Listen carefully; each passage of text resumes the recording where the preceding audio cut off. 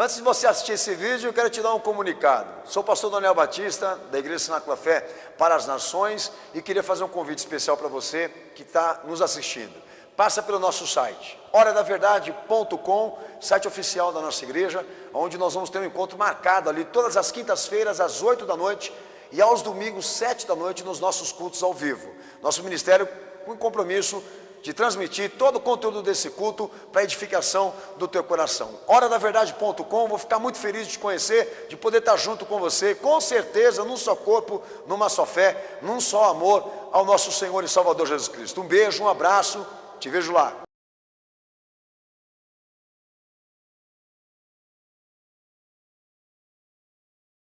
Texto de Mateus 25, dizendo: então o reino dos céus será semelhante às 10 virgens que, tomando as suas lâmpadas, saíram ao encontro do noivo.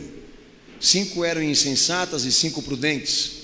As insensatas, ao tomarem as suas lâmpadas, não levaram azeite consigo, mas as prudentes levaram azeite em suas vasilhas com as suas lâmpadas.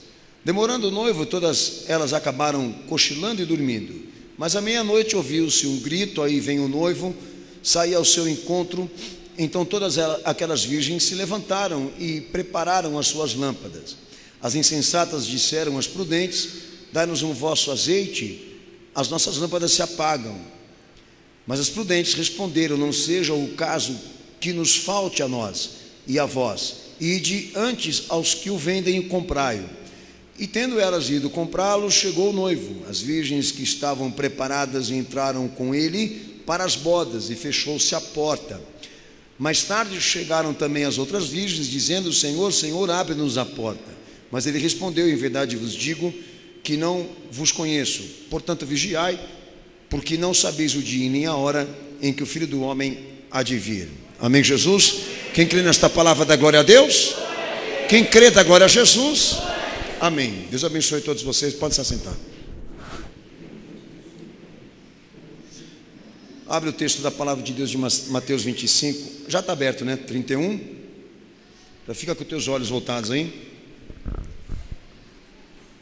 Uma coisa que não tenho como deixar de falar para vocês é a importância de nós estarmos exatamente com a nossa mente e nosso coração voltado para aquilo que Cristo anunciou. E deixar exatamente com que a mensagem que Ele trouxe à humanidade, com o propósito de salvá-la, prevaleça nos corações daqueles que acreditam ter admitido esta fé, de que a salvação que Deus determinou para a humanidade está estabelecida e executada no corpo, na obra, na humanidade do seu Filho encarnado. Tá? Por que o pastor está dizendo isso para vocês? Porque é inconcebível que uma igreja que se diz cristã não tenha comportamento, pensamento que corresponda à mensagem que ele anunciou. Toda vez que eu tiver que falar isso e Deus me der a oportunidade, eu vou ter que dizer. A especialização, abaixa um pouquinho o microfone para mim, por favor, filho. A especialização também existe para a fé. E nós temos o dever de realmente nos aprofundarmos nisso, Jesus Cristo, e é um desafio para nós não chegarmos à medida desse conhecimento, desse entendimento, como também guardarmos essa riqueza, essa verdade dentro dos nossos corações, porque vão tentar tirar ela de nós. É isso que o movimento evangélico hoje representa para nós, uma ameaça, porque é um genérico, é um cristianismo construído completamente em ideologias, e que foi na medida dos anos que se passaram, levantando templos e líderes, com esse único propósito, por intermédio de filosofias, afastar as pessoas do plano verdadeiro de Deus. E como que eu entendo? Qual é o plano verdadeiro de Deus? Aquilo que foi manifesto e executado na pessoa, na imagem, na semelhança do Filho encarnado. É a autoridade maior. O apelo que eu faço hoje para você aqui: você não tem interesse nenhum de seguir Jesus abandona a Bíblia e segue a tua religião, amigo. Mas não vem querer fazer mistura. É incompatível qualquer tipo de pensamento ou ideia que não corresponda ao que ele pregou. É simples assim. Não existe cristianismo judaico, cristianismo europeu, cristianismo romano. Isso é uma bagatela, uma besteira, que infelizmente também criaram. Jesus é a verdade absoluta e ponto final, é o que nós temos que seguir. Nós não seguimos Jesus segundo a ideia do fulano, do ciclano, do beltrano. Vocês talvez admitiram isso, eu não. Porque é fato, o que ele pregou, nós temos que seguir. E a compreensão da fé de Deus, ou de qualquer outra coisa relativa à salvação, é na face dele que nós temos que compreender e viver. É na face dele que nós temos que viver. Então hoje essa bagunça que nós estamos vendo no movimento evangélico se deve ao fato das pessoas não terem interesse nenhum em escutar e refletir sobre aquilo que ele pregou. É tudo decorrente do relativismo, do liberalismo, desses pensamentos filosóficos que eu estou aqui deixando claro a você. É o veneno que a sociedade tem dado aos crentes para beber. De que Deus não tem vontade, Deus não tem princípios, Deus não tem regras, Deus não tem condições, Deus não tem doutrina. É esse Deus que eles estão querendo que a gente assimile, tá? Toma cuidado com o veneno do liberalismo, irmão, porque se a palavra de Deus não fosse uma coisa importante, Ele não tinha nos dado ela. Você pode fazer o que você quiser da tua vida, da tua casa, da tua alma, mas você não tem autoridade em dizer como nós temos que conduzir a igreja dele, porque Ele mesmo disse como nós temos que conduzir. Eu tenho Jesus para ouvir, e os crentes aqui desta igreja também. Nós não temos ouvido para escutar outra coisa senão o evangelho que ele pregou. Dá uma salva de palmas para Jesus.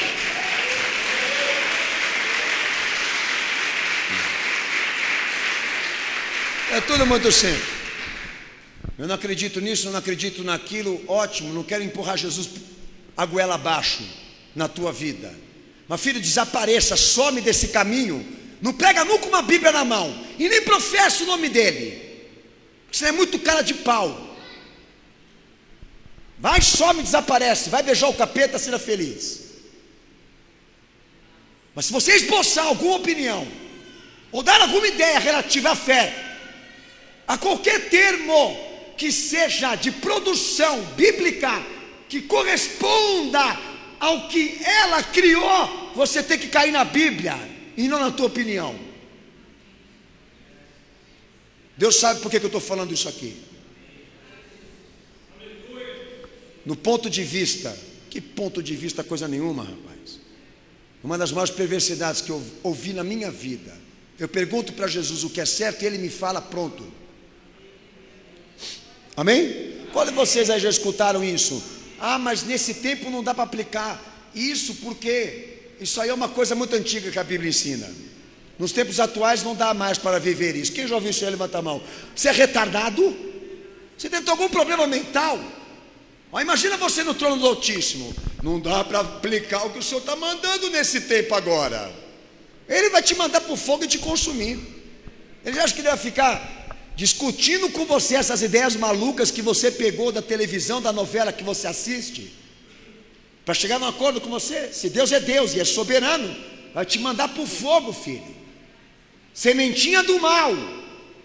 Você é uma sementinha do mal, mas entrou no cenáculo da fé. Nós vamos cuidar de você hoje aqui. Grande parte do discurso que o Senhor deu aí está em Mateus 24 e 25, sobre a vinda dele e a segunda vinda, tá? A primeira foi quando ele veio para morrer pelo pecado do homem. A segunda, quando ele virá para a consumação, para arrebatar ao céu aquilo que ele salvou. Amém? Amém. A segunda vinda de Cristo é isso, tá? Então grande parte do discurso é dedicado à segunda vinda dele. Foi feito 3 dias antes da sua crucificação expiatória, a sua morte expiatória. E grande esforço o Senhor teve nesse sentido, de explicar que a consumação da obra redentora de Deus nele inclui também a redenção de toda a história. Mesmo que os homens não concordem, não aceitem que isso vai acontecer, que Jesus vai voltar e julgar a terra, influencia eles. Eles estão entremetidos nisso também. Quer um exemplo disso? A corrupção, que até agora não foi curada, tratada com regras sociais, porque se tivessem conseguido sarar a corrupção, a Bíblia era mentirosa. A corrupção é um dos maiores sinais de que Jesus não veio em vão, tá?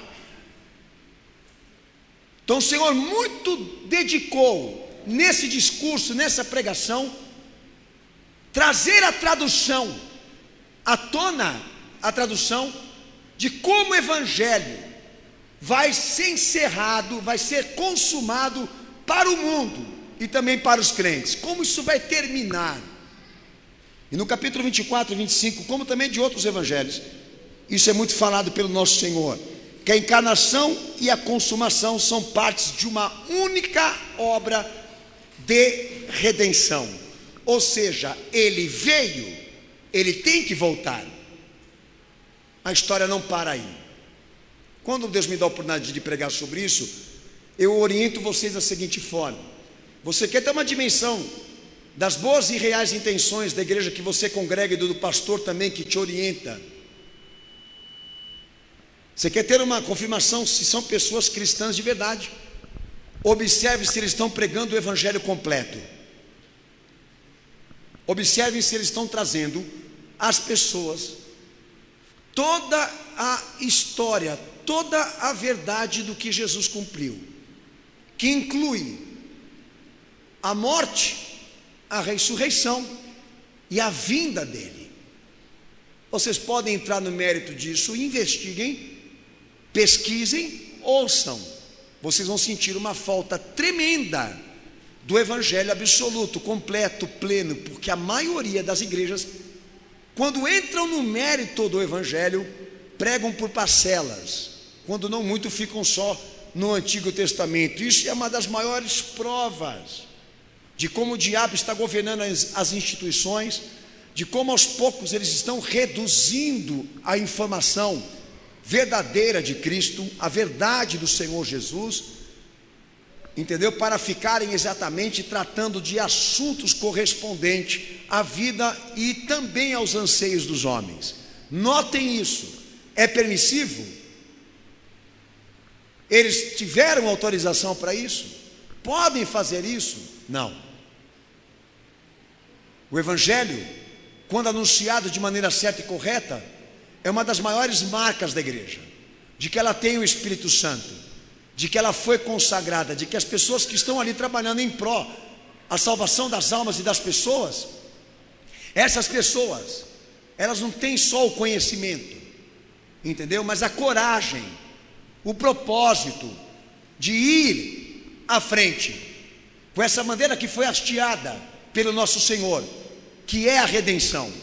Quem tem defendido isso, quem não tem, isso é uma outra coisa, mas o importante é que é muito fácil você julgar o caráter das coisas e o posicionamento espiritual do que nós estamos vendo lá fora agora, inclusive das igrejas também. Amém?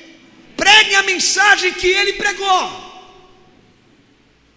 falem das coisas que ele falou, entrem no rumo, na direção e no caminho em que ele caminhou, que ele trilhou, e nós vamos saber se você é crente mesmo. É sempre assim. Porque todos esses ritos, esses símbolos, tudo isso que ornamentou, talvez a tua fé, não são suficientes para confirmar que você realmente é um crente. Porque o que a Bíblia, ela valoriza, o que a palavra de Deus, ela valoriza na vida das pessoas, é exatamente o quanto elas foram entregues e dispostas, ou então disponíveis a cumprir aquilo que o Senhor anunciou. o quanto estão dispostos a levar à frente aquilo que Ele determinou. Amém, Jesus? Lá em Mateus 25:31, o Senhor diz: quando o Filho do Homem vier em sua glória com todos os anjos, expressão que tem que ser trabalhada na fé da igreja. Mateus 16:27, o Filho do Homem virá na glória de seu Pai com todos os seus anjos. O Senhor está tratando do que aí? Parte do Evangelho. Mateus 24:27, assim como o relâmpago sai do Oriente e se mostra no Ocidente, assim também será a vinda do Filho do Homem. Como lá em Lucas capítulo 17, verso 28 ao verso 30, Marcos 8, verso 38, João 14, verso 2 ao verso 3, que são pregações do nosso Senhor que demonstram a sua dedicação, o seu empenho em dizer aos seus discípulos que iam vê-lo subir para as alturas em ressurreição, que iam ter que despedir dele na sua retirada, de que eles precisariam guardar a esperança na fé e desenvolver fé com este olhar, com esta sensação de que Jesus pode voltar. O propósito real, mais verdadeiro, era dizer para aqueles que o Senhor estava se ausentando, de que a obra que Ele cumpriu não encerrava, não terminava numa caminhada da vida, desenvolvimentos relacionados à vida material, que a obra que Ele estava executando ali, ela seria consumada e encerrada, com Ele vindo pela segunda vez, para aqueles que estão salvos e o esperam, para que a igreja realmente, não só por intermédio dessa esperança, superasse situações da vida, com este propósito, com esta confiança de que Ele vai voltar, como também pudesse ter um entendimento absoluto de como Deus vai destinar o mundo, para onde Ele vai destinar o homem e o mundo que aí está, porque isso também o Senhor deixou claro. Então é inconcebível que uma pessoa aceite ao Senhor Jesus Cristo como um mero plano de desenvolvimento material nessa vida, porque a obra que o Senhor executou para que ela pudesse se salvar é feita de privilégios, de graça e misericórdia aqui neste mundo, mas muito mais ainda no plano eterno absoluto que Ele virá para consumar. Amém, cenáculo? São partes de uma mesma obra. Ele veio e Ele vai voltar. São partes de uma mesma obra.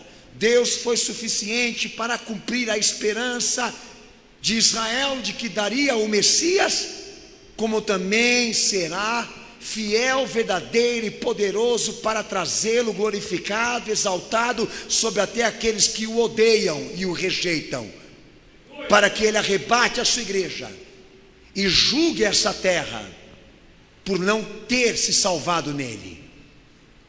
Se vocês deixarem de ouvir isso, se vocês não ouvirem mais isso dentro da igreja, se os pregadores não pregarem mais sobre isso, eles estão violando a salvação das pessoas e quebrando a obra do nosso Senhor, que é o que Ele sabe fazer bem. Por isso, eu deixo claro aos amados irmãos que não se trata de estilo, não se trata de pensamento característico de um pastor, de uma igreja, de uma tradição radicalista, de uma loucura específica de alguém. Faz parte do que Jesus pregou, do que Ele ensinou e de que todos nós devemos crer. Está claro para você? Eu não creio que Jesus vai voltar, então você não pode crer que Ele morreu pelo teu pecado. Eu não creio que Jesus pode arrebatar a igreja, não creio no arrebatamento, na vinda de Cristo, não creio em nada dessas tolices. Muito mais ainda, você vai crer que Deus encarnou o próprio Filho dele para trazer a você uma oferta pelos teus pecados, porque se isso não é perfeito e verdadeiro, a parte da ressurreição e da vinda dele, muito mais ainda que ele seja Salvador de tua vida, ou de que Ele tenha realmente existido ou estado aqui. Tudo para você, o Evangelho passa a ser loucura. Se você não crê numa parte, muito mais na outra. Você não vai conseguir administrar as duas coisas separadas, porque fazem parte de uma mesma obra. A igreja está entendendo aqui? Tenho conflitos com isso, então com a outra coisa você também tem. Tá? Outro dia eu trouxe para vocês aqui uma frase de um pastor conhecido, que a vinda de Cristo era uma utopia, que a escatologia, ele pregando para pastores, e colocaram um vídeo no YouTube. Eu coloquei até no DVD o nome dele.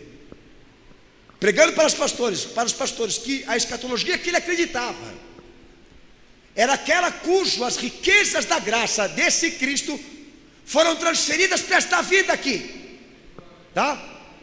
Ele entendia que o reino de Deus foi estabelecido nesse mundo, e os crentes estão aqui para governar isso.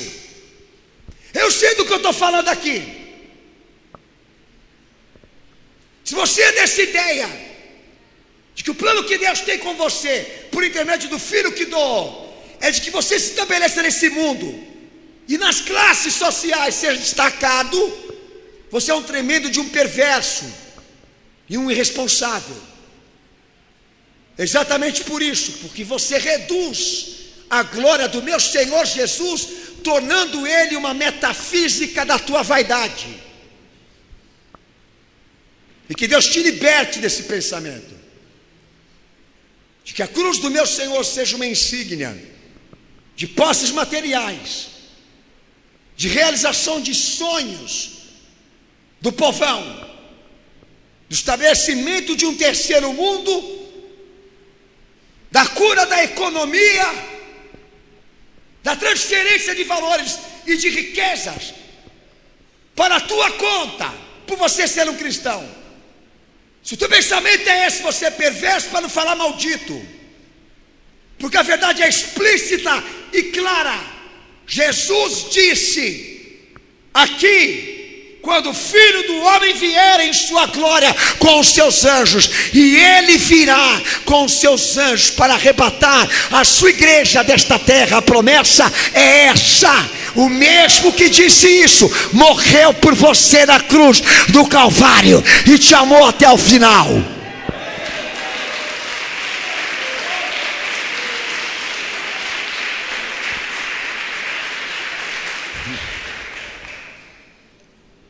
Mateus 25, verso 1, a parábola das 10 virgens. Quando o Senhor ele começa a falar sobre a sua vinda, sobre o seu retorno, o interesse do Senhor com essa parábola, como todas as outras que ele tratou aqui, é que todos aqueles que fossem crentes pudessem conservar as suas almas, as suas mentes nele, e esperar por ele, estarem prontos para quando ele viesse, para quando ele voltasse. O Senhor aplica aí que qualquer noção que nós venhamos adquirir aqui, ou praticar com exatidão em torno da fé, não é suficiente, porque nós precisaremos de algo a mais do que entregar a vida para ele e começar a andar no caminho dele. Algo a mais do que isso, que é chegar no final, conservando a sua mente, a sua consciência, no que ele pregou, na importância que ele é para a tua vida, e se preparando para ter um encontro definitivo, trilhando esse caminho, com as tuas lâmpadas acesas. Você colabora para que tudo isso que você conheceu dele e praticou seja válido. Há um segredo aí nessa parábola que eu vou desvendar com você hoje aqui. O Senhor trata sobre esperança, prontidão, vigilância, insensatez, responsabilidade individual, vinda súbita e o encontro com ele na trajetória final. Tudo isso dentro dessa parábola. O Senhor trata um pouquinho de cada coisa. exatamente para deixar à igreja, ao crente, a direção de que a coisa mais importante não é ter um início com Ele, mas também encerrar essa obra, estar pronto para quando for dado o sinal, o chamado final, estejamos participantes também. Amém, Jesus? Uma parábola, uma pregação que trouxe sobre a igreja, sobre o crente, sobre o discipulado, uma ministração voltada para quem tem este interesse específico de seguir a Ele até o final, de terminar a carreira, a vocação dessa fé, de maneira impecável, pronto para recebê-lo no céu. E o texto, como eu dizia aos amados irmãos, ele tem um desafio muito grande. Olha aí para a parábola que você leu. 7 vezes no Novo Testamento se menciona a palavra lâmpada, mas nesta parábola em específico a tradução não é lâmpada, é tocha. E talvez você esteja perguntando para você, mas pastor, qual a diferença nessa versão original com a outra? O sentido não é iluminação? Não. Também.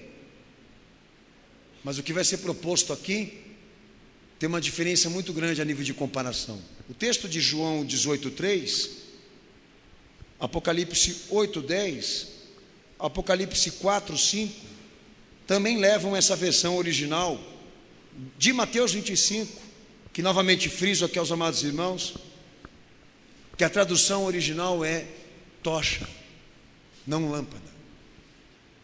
Por quê? Porque o desenvolvimento dessa tradução, no tocante à parábola do nosso Senhor Jesus, na tradução vista como tradução original, a lâmpada, a palavra lâmpada, em outros textos, no sentido convencional, a palavra lâmpada ela quer dizer um instrumento que deve estar pendurado dentro de algo residente, restrito. Na cultura judaica, a palavra lâmpada, a lâmpada em si, ela era um instrumento limitado, no sentido de que ela tinha que alimentar um lugar pequeno. Como o Senhor ele estava dando uma ministração voltada para um outro propósito, não restrito, mas de encontro. Se você for estudar e for pesquisar,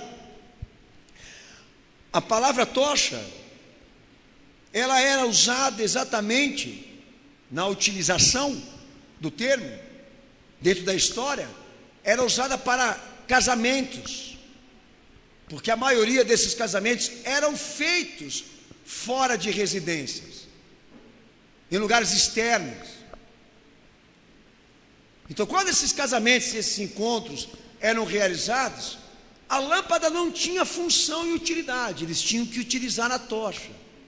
Por quê? Daí surge o termo original de que deveria ser feito uma tocha, uma longa vara com trapos ensopados e embebecidos com azeite na sua ponta, porque eles deveriam ter maior duração, porque iam ser colocados no relento. Quando o Senhor ele traz a ministração de que as virgens levavam consigo tochas e não lâmpadas, ele estava aqui exatamente querendo dizer, dentro da mensagem que ele anunciou, de que aquela caminhada para o encontro dele, elas iam precisar muito mais do que afinidade, do que simpatia, ou até conhecimento em relação à salvação dele. Vamos entender assim, de que aquele momento em que elas iam ter que cumprir dentro da fé, elas iam precisar de algo muito mais extenso, mais profundo, algo muito mais incorporado em Cristo, do que uma simples iluminação de como você deve superar uma situação aqui nesse mundo, ou dentro da sua vida íntima, dentro da sua vida pessoal. Assim é como entendo o evangelho restrito, o evangelho domesticado, o evangelho voltado para as pessoas. Jesus querendo exatamente tratar com o homem de que ele tem poder para fazer milagres, prodígios, maravilhas, trazer soluções, graça, libertação, dentro daquilo que você está vivendo na tua área individual. Uma expressão que Paulo utilizou: conhecendo o quanto o Senhor é bom, faz parte do evangelho. De que Deus realmente cria propósitos de fortalecer dentro de você a noção que é Jesus Cristo, o poder deste evangelho dentro daquilo que você vive cotidianamente, que muitos exploram demais até. Mas quando o Senhor entra no mérito da parábola de Mateus 25, é como se ele estivesse dizendo: agora a lâmpada não vai ser mais suficiente, você vai ter que ter uma tocha encharcada no azeite, porque o compromisso que eu vou te chamar agora, lâmpada apaga, só sobrevive aqueles que estão encharcados nesse propósito. Então muita gente quis levar a lâmpada,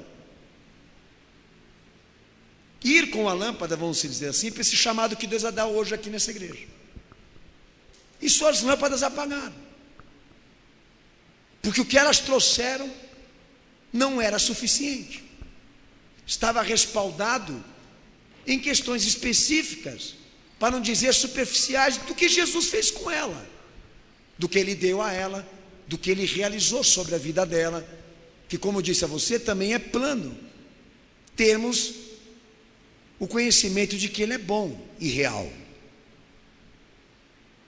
Mas chega uma hora no Evangelho que você tem que sair desse mundo restrito, das coisas que você precisa e necessita, para aquelas que estão além,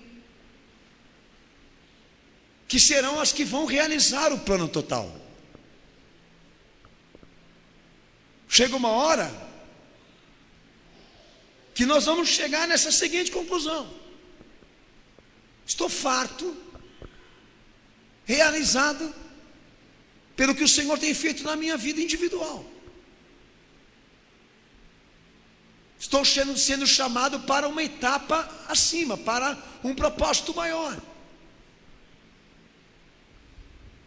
que a pequena luz não vai me ajudar. Vou ter que encharcar a minha lâmpada no azeite e tomar para mim essa tocha que se chama esperança. Quantos aqui não estão há muito tempo insistindo em ficar respaldados restritamente no Cristo que você professa, e acreditando que estas tuas conquistas aqui nesse mundo, relativo ao que Ele pôde fazer por você, em resposta à tua fé, é o suficiente, tornando o Evangelho do meu Senhor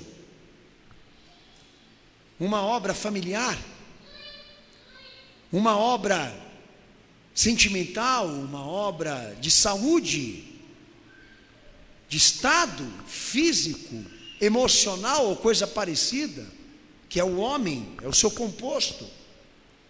Nós estamos reduzindo o poder de Cristo,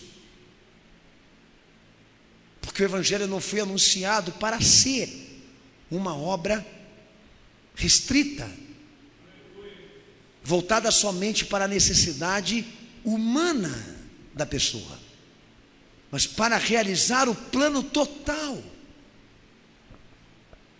O objetivo da parábola na nossa vida consiste nisso. Jesus não está dando esta parábola para entrar no mérito de quem tem azeite ou não, de quem tem o Espírito Santo ou não, mas se você tem a quantidade suficiente de azeite na tua vida, para começar uma caminhada hoje com Ele que você quer terminar. Não está em discussão aqui hoje, nesta parábola em específico, que 5 delas não tinham o azeite, elas não tinham o suficiente. E tudo indica pela lógica que elas estavam acendendo as suas tochas, mas as tochas apagavam. E quando elas perceberam que elas não tinham azeite suficiente, elas pediram para as outras, porque sabiam que as outras prudentes tinham para elas e mais ainda.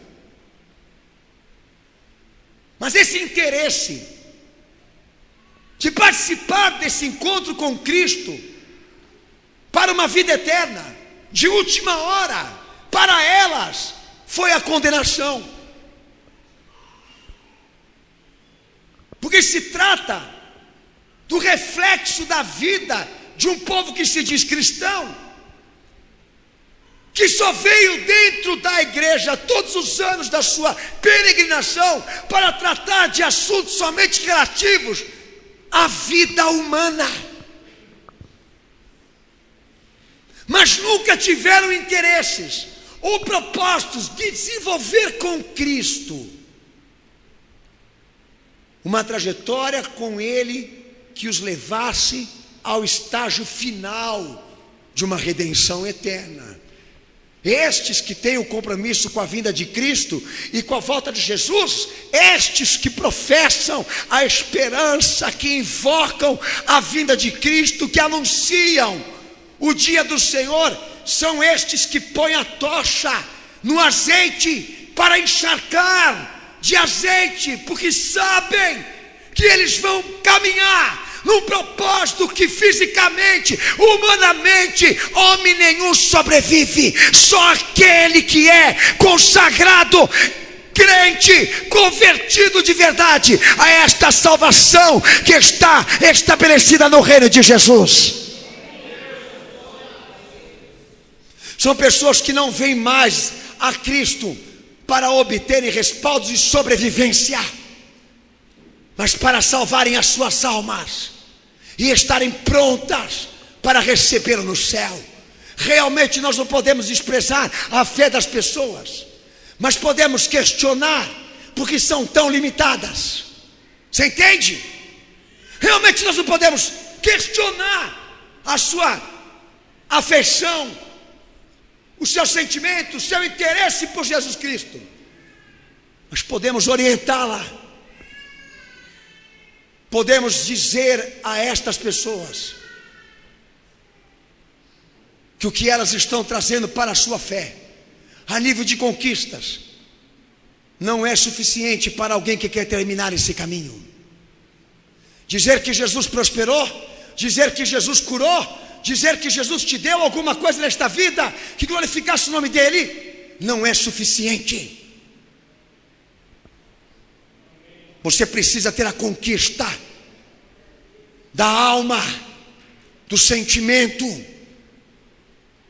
do pensamento de uma pessoa que está presa com Cristo a terminar este propósito chamado restauração de vida.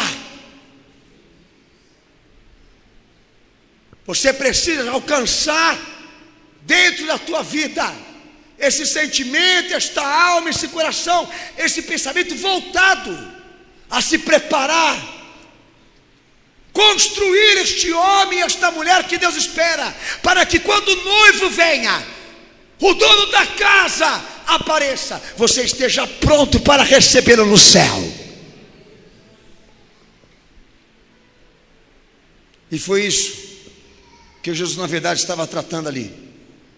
A mensagem é de que qualquer noção que você adquira na fé e que ela se cumpra em você, precisa muito mais do que um testemunho. Precisamos de perseverança, porque esse caminho não termina na realização da vida, termina na realização do homem que Deus espera levá-lo ao encontro de Cristo. Esse é o nosso desafio aqui. Construirmos dentro de nós a perspectiva do homem ideal, da mulher ideal que Deus espera em Cristo Jesus, para apresentar a Cristo quando Ele aparecer pela segunda vez. Para isso vocês vão precisar de tochas encharcadas e embebecidas no azeite de Cristo, no poder do Espírito Santo, porque nessa caminhada lâmpada não funciona, não vai dar. Um bom cristianismo, um bom cristão não é suficiente. Você entende? O convencional é ficar penduradinho ali para falar constituir família, constituir cidadania, constituir civilização, testemunhei bons costumes e bons atos. Não é suficiente. Isso pode ser muito bom para você e para aqueles que te conheceram, mas para Cristo a salvação só é daqueles que perseverarem. Qualquer noção que você tenha, por mais bíblica que seja e praticada que seja por você, não é útil se não terminar essa caminhada intacta. Então, você viu muitos bons cristãos vindo para cá e hoje já não estão mais aqui. Nós tivemos bons testemunhos por parte de pessoas que foram verdadeiras cristãs e crentes, enquanto ficaram, porque hoje não estão mais aqui. São lâmpadas, não são tochas. Lâmpadas que se apagaram, perderam motivação, perderam interesse, até noção. Aos poucos foram se apagando. 20, 10, 30, 40 anos de cristianismo. Entraram em lapso. Se perderam, se apagaram. Perderam o brilho, perderam a luz. Não chegaram no final, porque não tinham tochas.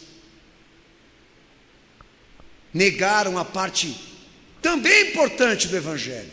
Só quiseram uma parcela disso, não tudo. Talvez esse seja o pecado de muitos que estão ouvindo essa pregação hoje aqui. Eu não vim viver um tempo, eu vim viver o tudo. É o nosso desafio. Eu não estou na igreja para respaldos materiais e sentimentais. Estou na igreja para me salvar.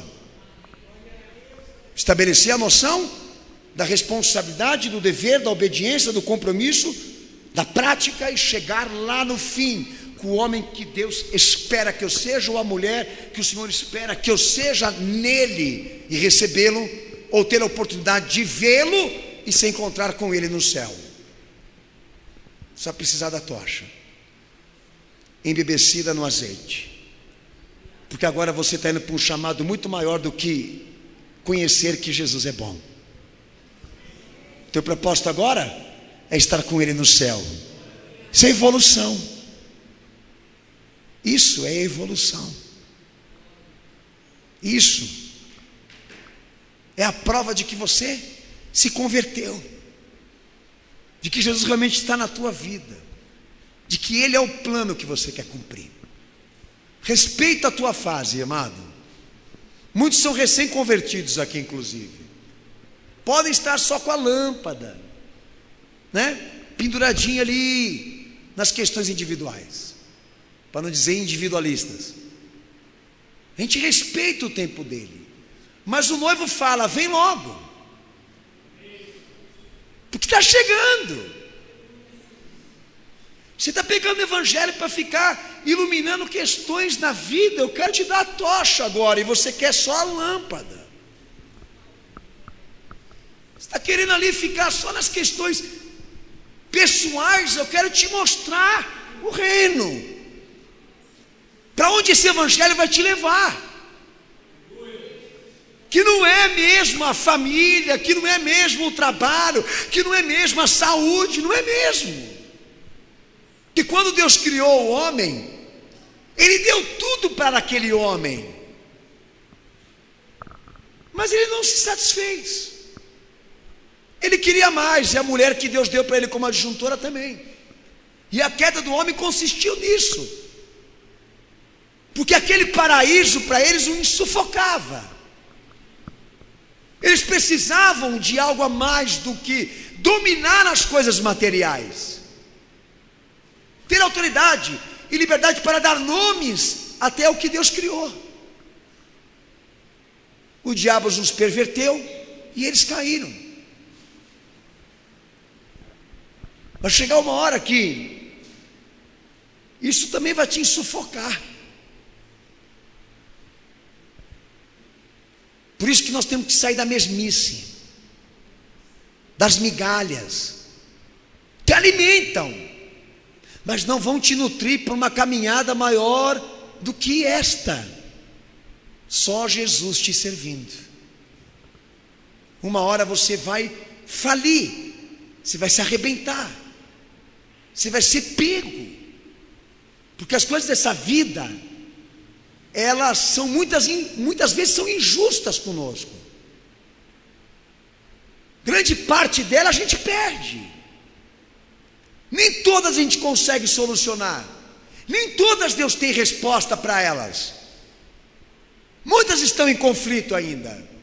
Nós nem sabemos se vai ter solução. Então esse é o problema da vida. Quando você se limita nisso, no plano material, no plano do homem, da sua sobrevivência, a tendência é você na frente questionar a fidelidade de Deus e dizer o porquê que aquelas coisas te aconteceram e Ele não te livrou. Meu Senhor disse: no mundo nós vamos ter aflição, mas tenha bom ânimo, Ele venceu o mundo. Venceu o mundo? O que isso quer dizer? Ele superou na condição humana, ele superou as perspectivas materiais, ou seja, ele trouxe aquelas que estão acima do homem natural, comum e realizado. Aquele que quer se salvar, ele é maior do que todas estas que estão aqui. Aleluia.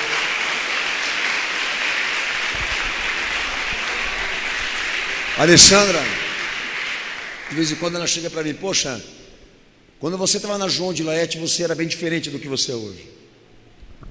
E eu entendo que é verdade. No meu começo do meu ministério, quando eu comecei realmente a pregar a palavra, eu tinha aquele propósito de certificar as pessoas, essa parte do Evangelho, que Jesus tem poder para fazer tudo, quando nós cremos nele. Profecia, revelação, cura, libertação, de possessão, tudo. É maravilhoso o poder dele quando atua nas nossas limitações, nos conflitos diários da vida. É maravilhoso você ver um sinal do Senhor Jesus espontâneo, imediato, no momento que você está precisando. Vocês tiveram muitas vezes isso aqui, mas com o tempo o Senhor foi amadurecendo esse evangelho que eu acreditava conhecer, e percebi que o Senhor me deu um ministério muito mais profundo daquilo que eu já tinha, de trazer à igreja a voz do Senhor voltada para os anseios humanos ou as suas próprias necessidades. E o Senhor levantou uma igreja dentro de mim que anseia pela restauração do homem e para que ele se encontre com Cristo e seja preparado para esse dia. Eu não vou dizer para os irmãos que eu preguei a vinda de Jesus desde o momento que eu me tornei pastor,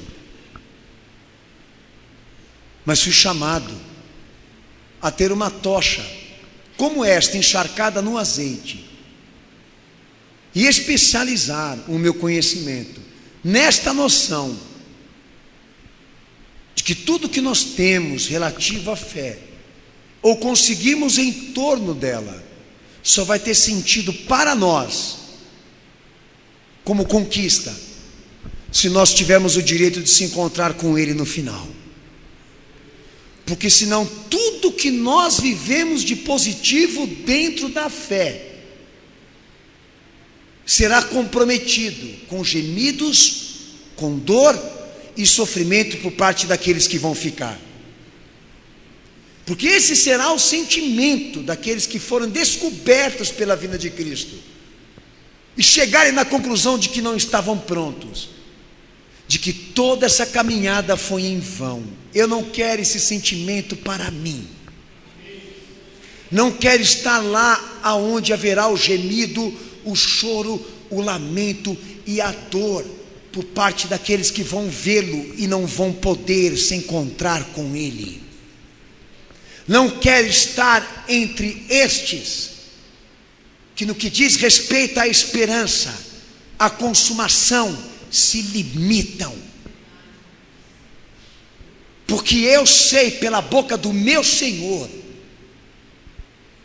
que eles serão pegos, que eles serão destruídos por causa da sua vaidade religiosa, por quererem ter Jesus somente para a sobrevivência aqui nessa terra. Eu não quero estar entre eles, depois do que o meu Senhor pregou, porque eu sei que a dor e o conflito será muito grande nestes corações, quando eles souberam que Jesus voltou e eles ficarem. Tudo nesta vida vai perder sentido para eles.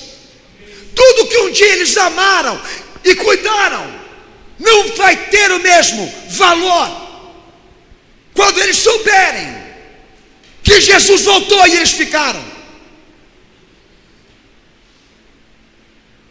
Não quero estar entre estes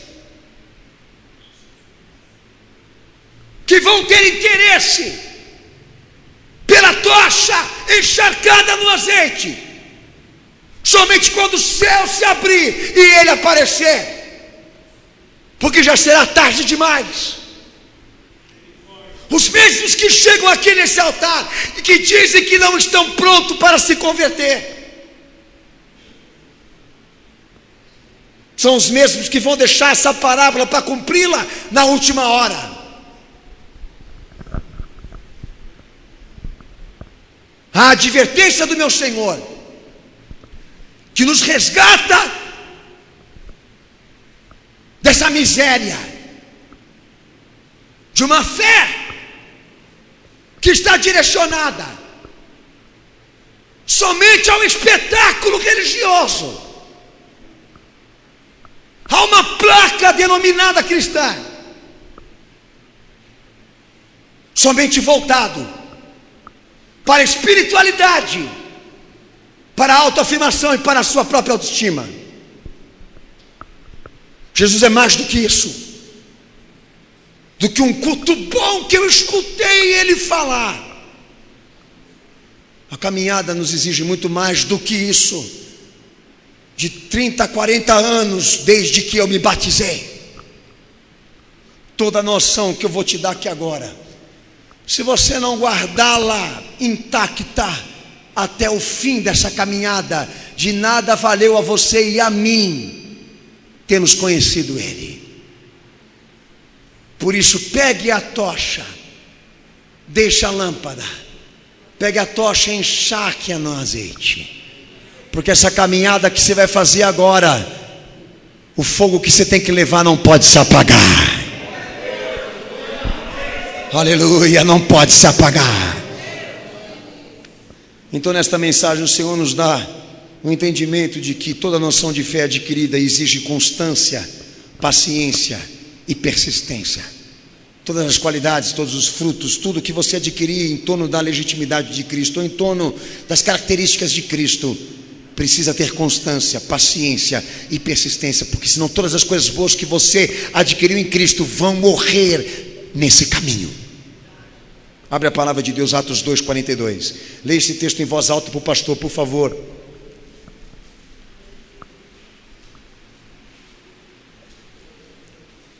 Atos capítulo 2, versículo 42. Leia, cenáculo.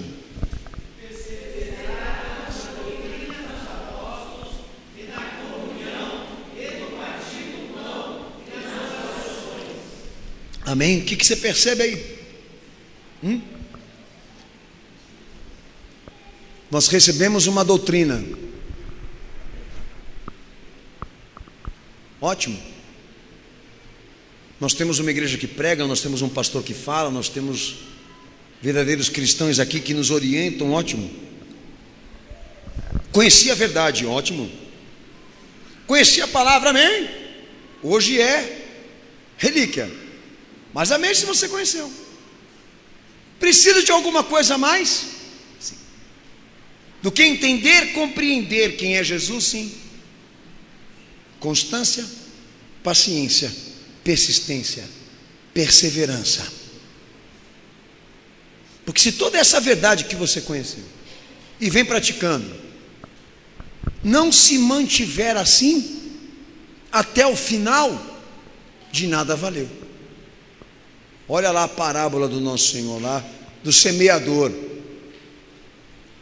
Nós vemos lá o quarto estágio da parábola, que é o que se salvou. Me salvei. Agora a salvação entrou na minha vida, Jesus está comigo.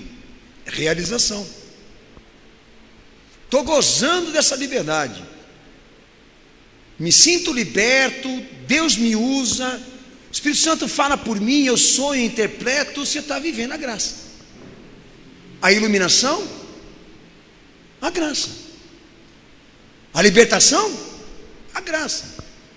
Está participando dos privilégios de Ele ter morrido por você, te dado o Espírito Santo e você florescer. Fazer florescer esse cristão perfeito. Hoje é relíquia, mas não é tudo. Por quê? Porque se você não guardar a doutrina, não guardar a palavra que você conheceu e Ele te fez entender, de nada vale o teu discurso. Vocês vão conhecer muitos exemplos iguais a esse aí no cristianismo, de pessoas que saíram dizendo para todo mundo que estavam libertas da droga, do vício, da prostituição, do adultério, da fornicação, ou até da homossexualidade. E pode ser que seja verdade. Mas quando essas pessoas entraram no estágio de levar isso adiante e chegar até o final, que nós todos estamos nesse processo, de certa forma foram tiradas do caminho, porque não tinham o que precisavam ter, um propósito, um foco, a mais do que vocês conseguirem experimentar Jesus aqui. Então eu conheço a palavra, dizem eles para mim, mas eu não estou mais nela. Eu conheço a palavra, mas me desviei do caminho. O problema dessas pessoas é isso aí. Elas não buscaram, não se interessaram por outra parte do evangelho, que é o quê? O fato de que elas estão preparando uma bagagem para ter um encontro com Cristo eterno. Por estar então respaldadas somente em uma parcela, morreram. Tinham que encharcar a tocha no azeite e buscar o fogo que não se apaga, mas se recusaram, porque se contentaram somente com um pouco disso. Qual é a igreja que vai conseguir? Qual é o cristão que vai conseguir? Segue as orientações desse Senhor. Vença a tua insensatez. Supere essa limitação. Procure algo a mais do que somente dizer isso. Jesus é bom. O cristianismo funciona. A fé responde. Porque pode ser que você não termine esse caminho se você ficar só nisso. Efésios 6:18. A tocha encharcada no azeite não simboliza só a preservação da doutrina, mas a oração insistente, persistente, constante, paciente. Lê Efésios 6:18 em voz alta, cenáculo.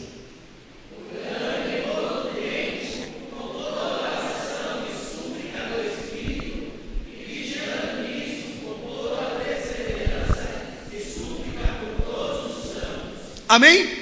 Quem conhece esse texto, levanta a mão. Paulo constrói todo homem revestido, como ele é, caracteristicamente como ele é, revestido, couraça da justiça, não é isso? O calçado do evangelho, a espada do Espírito. Ele vai trazendo a noção do que Jesus é capaz de fazer em você, se você crer. Mas lá no final, o que ele fala?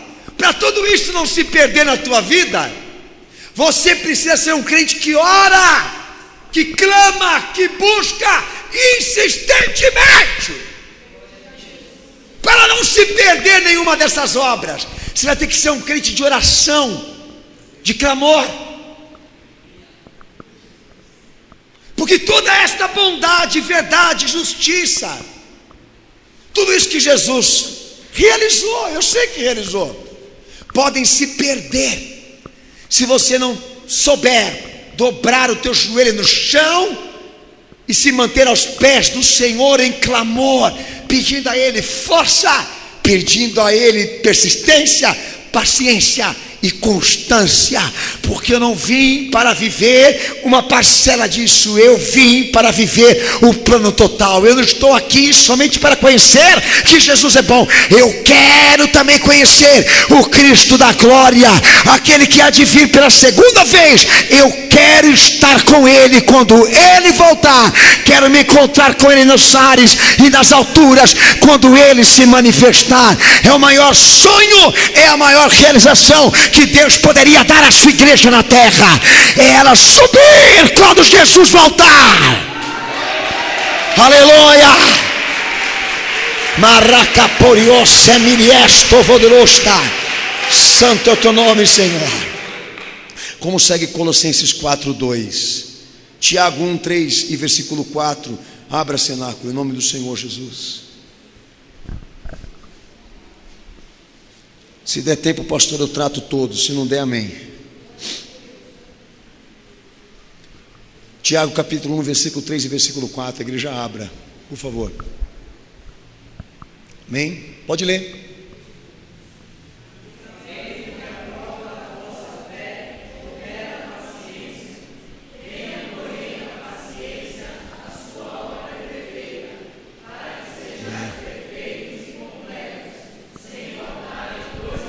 Aleluia.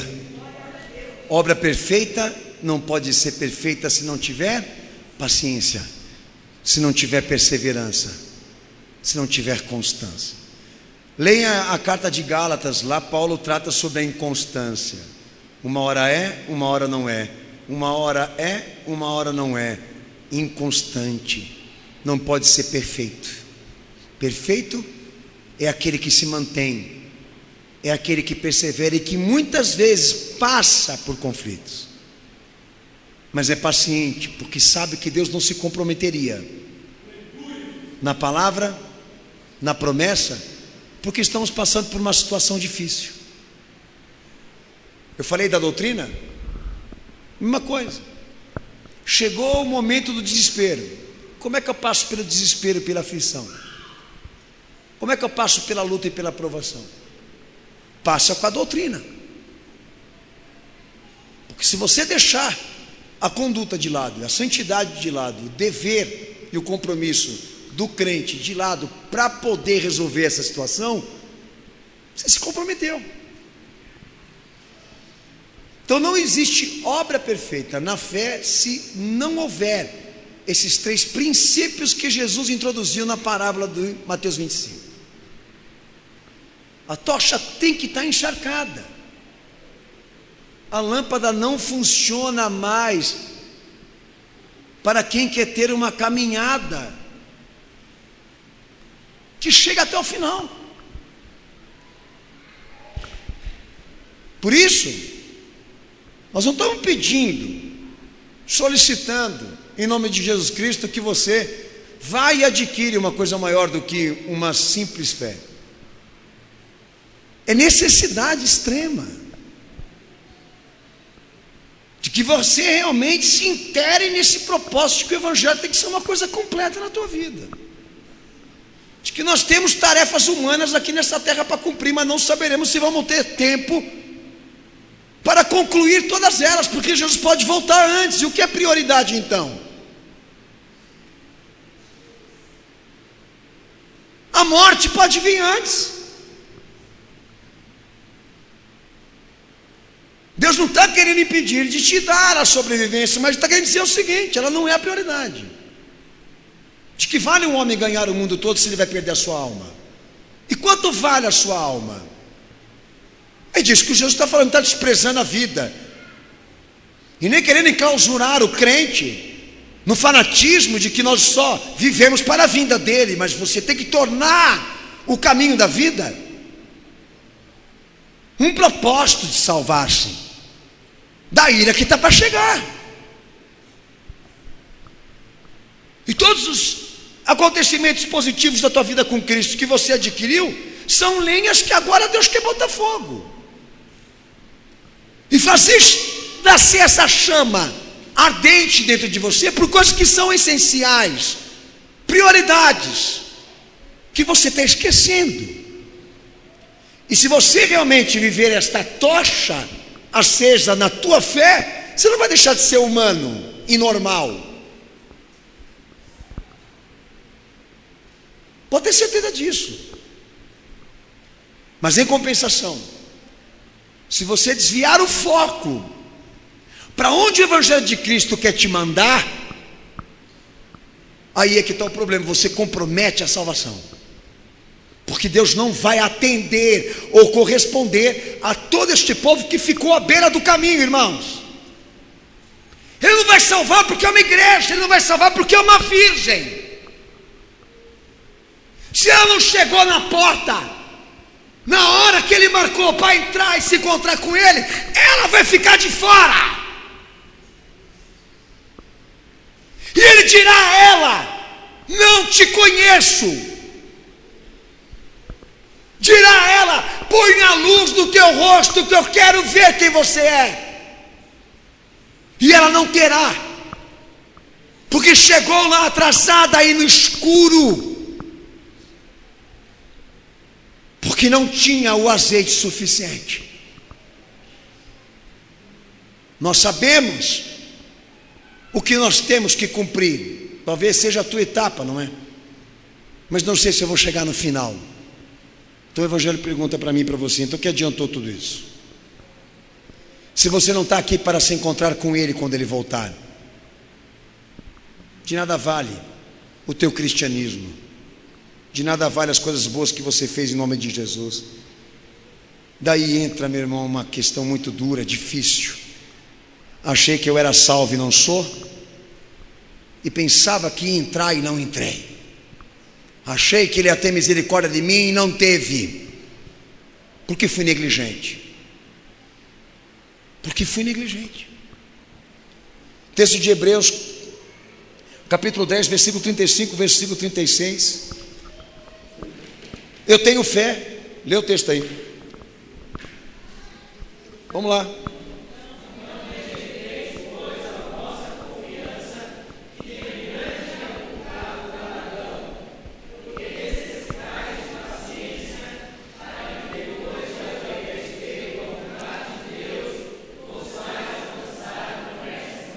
Amém? E lá no finalzinho do versículo, Paulo fala o quê? Nós não somos daqueles que retrocedem para a perdição, mas daqueles que perseveram pela conservação da alma. O justo viverá da fé.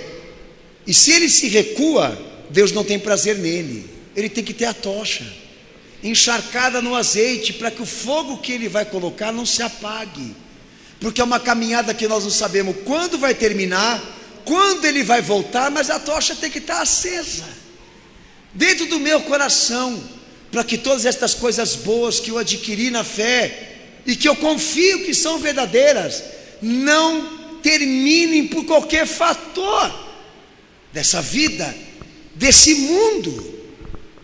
E por que eu vou questionar? Eu vou duvidar do meu Senhor, vou questionar? Não, Senhor, pera lá, eu não preciso ser tão radical, dizem eles. Eu não preciso ser tão profundo, né? Eu posso ser a média disso. Ele está tratando você. Ah, você quer ser a média?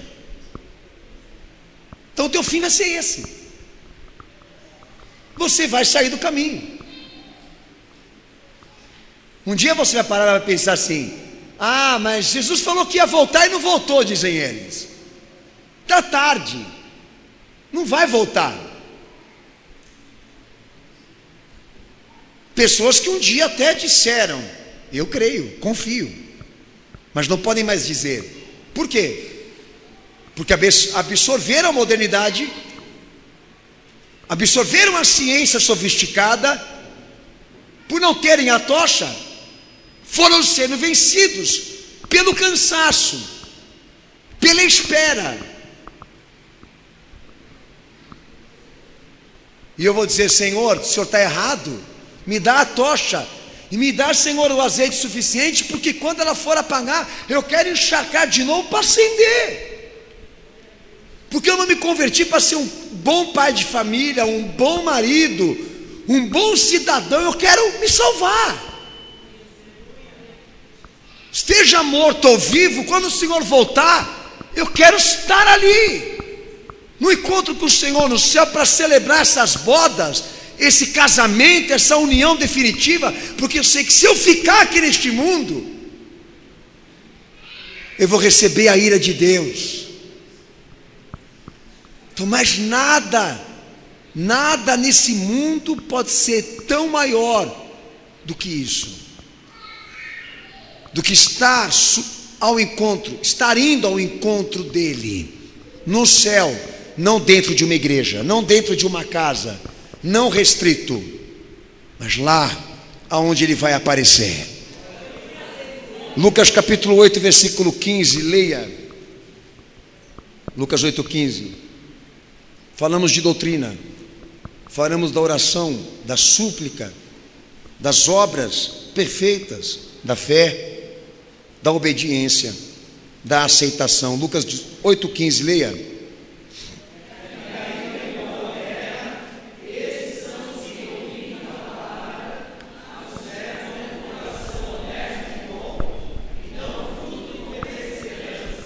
Fruto com?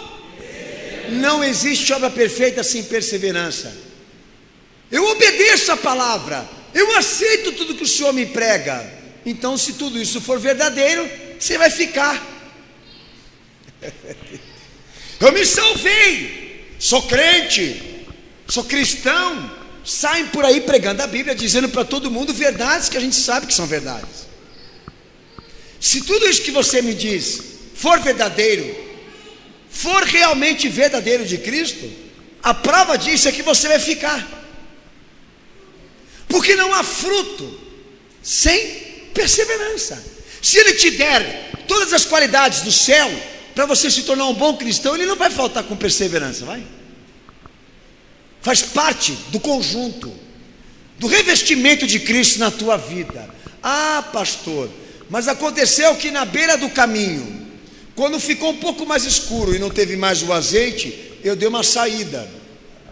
Então essa saída, o Evangelho entende que tudo aquilo que você pregou em nome de Jesus, que você está vivendo, era uma mentira. Porque a prova de que você realmente é salvo é que você não vai embora, você vai ficar. Está aí. Ai, meu Deus do céu. Aí agora, então será que eu sou um dos que vai? Calma, relaxa. Tudo é natural. Um conselho que eu te dou: não coloque uma cortina para esconder as tuas dificuldades. Deus não está tratando sobre isso hoje. Se tem dificuldades com a fé, se tem dificuldades com a doutrina, se tem dificuldades com a oração, se tem dificuldades em fazer obras agradáveis a Deus, solucione esse problema na tua vida, filho.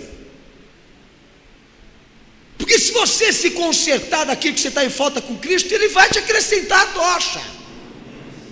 Ele te dá a lâmpada para as coisas restritas, mas te dá a tocha para você também caminhar nessa esperança de que Ele vai voltar.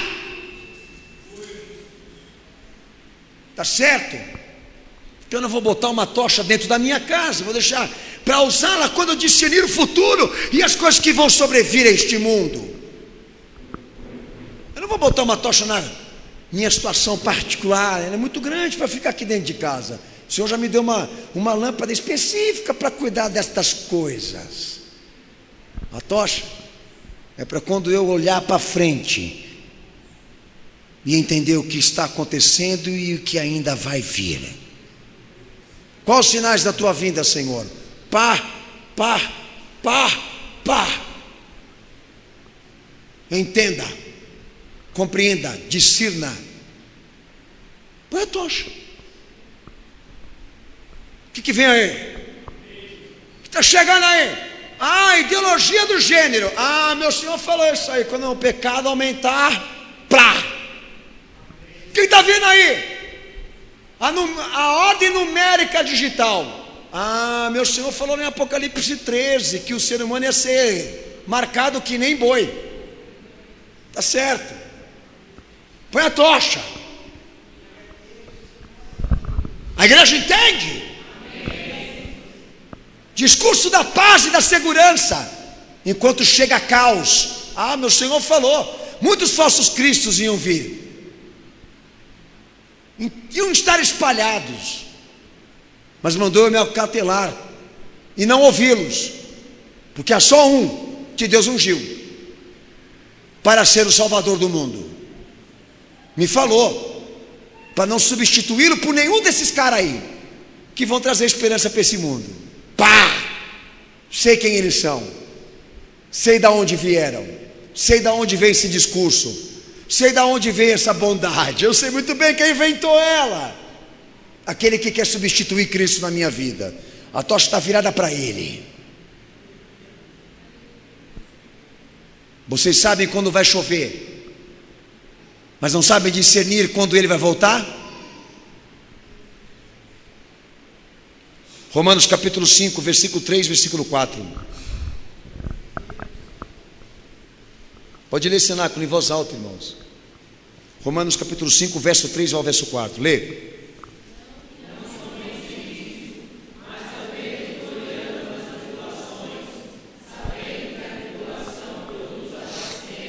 Aleluia.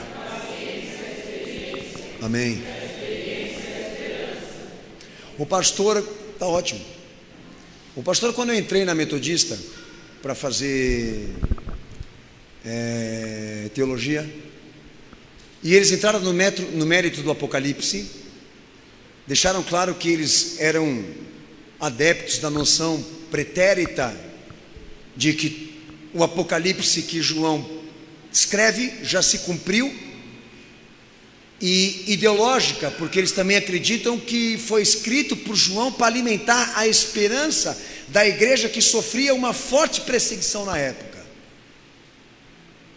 Eu ouvi aquilo e eu falei, meu santo Jesus, um absurdo. Por quê? Porque todas essas consolações, elas estão anexadas com o aparecimento do Cristo, e Ele não chegou. Para mim Ele não chegou. Então, como dizer que o Apocalipse se cumpriu tudo na era primitiva se Jesus não veio ainda? Mas são um tremendo de uns cabeçudos, e ali já não é uma questão de falsa interpretação, é porque eles estão com maldade mesmo. Mas o que eu queria dizer para os irmãos é que o objetivo é consolar mesmo a igreja. Por quê? Porque quando ela passar por uma dificuldade aqui nessa terra, nessa vida, que ela enxergue que não vai ter solução, certo? Qual é o consolo dela? Mesmo que me tirem a vida, mesmo que me confisquem os bens, mesmo que cheguem ao ponto de arrancar de mim os direitos humanos, eu tenho um lugar preparado no céu. Eu não sou daqui. Paulo, quando foi para a decapitação, ele foi cantando o hino: combati o bom combate, guardei a fé e encerrei a carreira. Quem que vai para o martírio com estas palavras? Porque ele tinha o consolo de que ele estava aqui por um tempo, para cumprir um plano que o Senhor havia destinado para ele. E aquela ameaça de morte, como todas as outras ameaças que ele superou, não podiam ser a razão dele pôr em dúvida a fidelidade de Deus, porque ele sabia que o plano maior que Deus tinha com ele era chegar lá aonde Jesus está. Estevão, quando foi apedrejado por anunciar a verdade do Senhor dentro do templo para as autoridades judaicas, e enquanto era apedrejado, o que ele viu? Jesus de braços abertos para recebê-lo quando ele morresse. É ali que o nosso caminho termina, aqui nesta vida. É quando nós enxergarmos que tudo isso que a gente enfrentou valeu para se salvar, valeu para aprender, valeu para desenvolver, para enriquecer essa fé no teu coração. Não considere-se um perdedor, não se considere desprezível porque você não conseguiu atingir as metas que o mundo se mata para conseguir. Porque não é nisso que você está envolvido agora como cristão, como crente no Senhor. Se Deus te der graça de você resolver, amém. Se Ele não te der, acabou Deus na tua vida. Jesus não é bom. Como que um cristão supera a perca de um filho? Como que um cristão supera a traição de um marido e de uma esposa? Como que um cristão supera uma doença até no seu corpo, incurável? Deus terminou o seu propósito com ele porque ele está perdendo aqui, na questão material física. Não, nada neste mundo, ou tudo que ele possa te produzir a nível de dor, sofrimento ou tribulação, possa ser a razão de você dizer que Jesus ainda não é bom, e de que ele não está preocupado com você, de que ele não esteja presente na tua situação, porque estará, se você permitir. E o propósito dele é fazer com que todas estas coisas que você está passando aqui agora, consiga dentro de você um coração mais grato, mais compreensível, mais paciente, mais constante, mais persistente naquilo que você aprendeu dele. Eu não vou desistir do meu Deus porque alguma coisa aqui nessa vida deu errada para mim. Vou continuar. Esse é nosso hino, esse é o nosso cântico, essa é a nossa fé. Meus familiares não estão aqui hoje dentro da igreja, estou sozinho. Eu não vou permitir com que esse sentimentalismo, com que estas culturas, com que esses valores me arrebatem de Cristo. Porque quando chegaram para ele, disseram para ele: tua família está lá fora, ele disse: não, minha família são todos aqueles que fazem a vontade do meu Pai que está no céu. A tribulação, a angústia, a dor está nesse mundo para provar a nossa fé e o quanto nós estamos dispostos a levar esta noção que é chamada a Jesus Cristo até o final da nossa caminhada. Não cheguei até aqui para parar, não vim até aqui para sair agora. Molho a minha tocha no azeite, renovo a minha perseverança e levo comigo toda esta riqueza, porque quero ir até o fim. Tudo que Deus me fez e tem feito não pode terminar assim, não pode acabar dessa forma, retrocedendo, abandonando o Cristo que você amou e professou. Essa é a verdade que nós temos que manter acesa. Apocalipse 2, verso 2 e verso 3.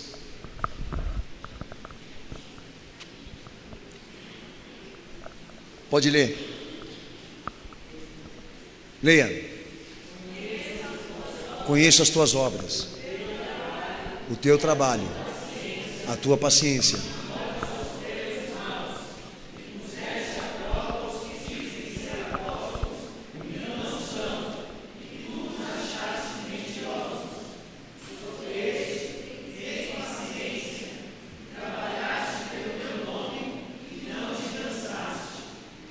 Amém? Você olha para o chamado do que Deus tem com a fé, com o crente, e você diz: quem vai me aceitar assim? Quem vai concordar com todo esse desenvolvimento que o Senhor está querendo que eu cumpra? Esteja pronto para padecer, esteja pronto para sofrer, porque vi que a tua obra foi colocada à prova e você não cedeu. Aleluia. Sabe, eu me sinto limpo, mas mais ainda feliz, porque tentaram me sujar e Deus não permitiu, me deu força e eu recusei. O diabo chegou com um prato enorme na minha frente outro dia e disse para mim: come, porque é o que você está precisando agora. Deus não te ama, você pediu e Ele não te deu. Eu estou te dando diante de mim. Se você me adorar, eu realizo tudo isso que você está pedindo. Foi o que o diabo fez com o nosso Senhor. Estou mais feliz agora, porque resisti à tentação, resisti à provação daqueles que tentaram me questionar, tentaram me coagir, tentaram me fazer me sentir mal, por ser o que Cristo quer. Continuo prosseguindo para o alvo da soberana vocação desta fé, que é conhecer Jesus como Ele é. Conheço a tua obra, mas também conheço a tua perseverança. Conheço a tua fé, mas também me alegro porque você não desistiu quando quiseram te provar, quando quiseram te derrubar. Você resistiu por mim. Você tem alguns defeitos que eu não quero consertar, mas eu não posso deixar de falar isso, porque eu vi isso acontecer. É o meu Senhor falando com a igreja. Você não tem medo de morrer por causa da palavra, medo de perder por amá-lo, porque para você Jesus é muito maior do que uma circunstância bem vivida, do que uma simples satisfação. Ele é muito maior e mais importante para você do que a sua própria satisfação ou vida. Lembra do que o Senhor disse: quem amar mais a sua vida do que a mim, não é digno de mim. Senhor, me dá essa tocha hoje e esse azeite, porque estou sendo chamado para uma caminhada muito maior do que ficar somente no respaldo de que Jesus é bom. Quero conhecer o Jesus da redenção. Quero estar com Cristo das bodas do Cordeiro, com aquele Jesus que vai sentar à mesa para celebrar com os salvos a sua união definitiva. Quero estar dentro dessa noiva que se prepara para se encontrar com o seu noivo e se preocupa com as suas vestes espirituais, porque sabe que ele não merece qualquer coisa. Senhor, quebranta meu coração para que eu tenha essa fé, para que eu não padeça por nenhuma dessas coisas, e tudo que eu adquiri no Senhor aumente para chegar lá perfeito. Lucas 21, verso 19, o último texto que eu posto, vou ler com vocês. Leia.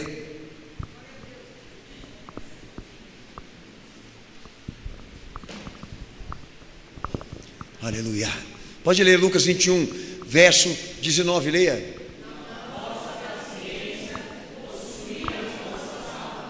Amém. Fala bem alto.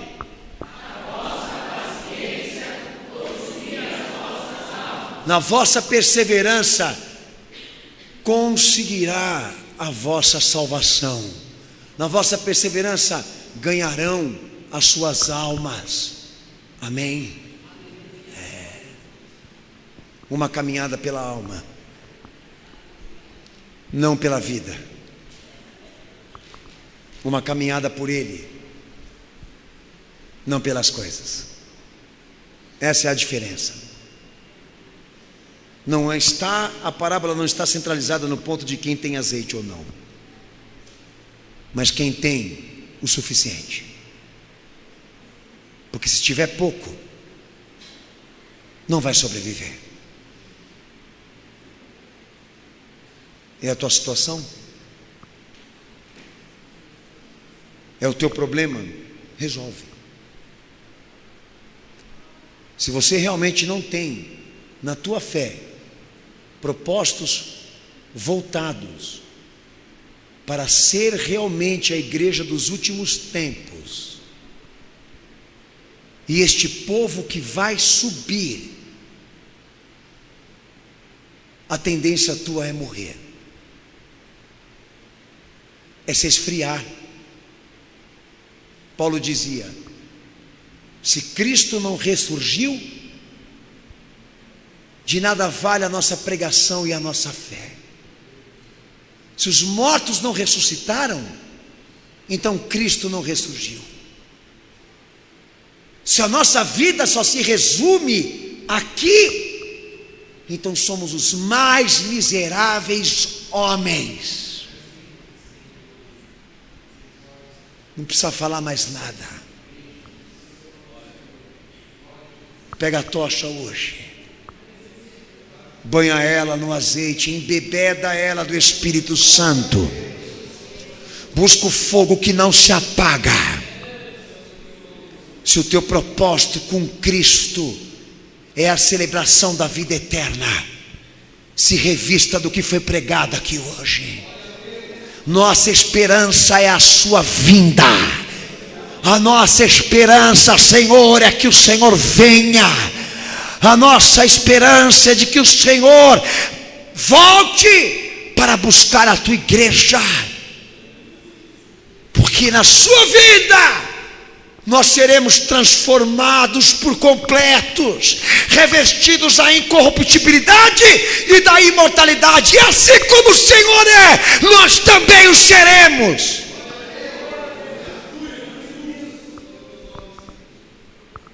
Esse é o propósito que Deus tem com você, com a igreja cenáculo da fé.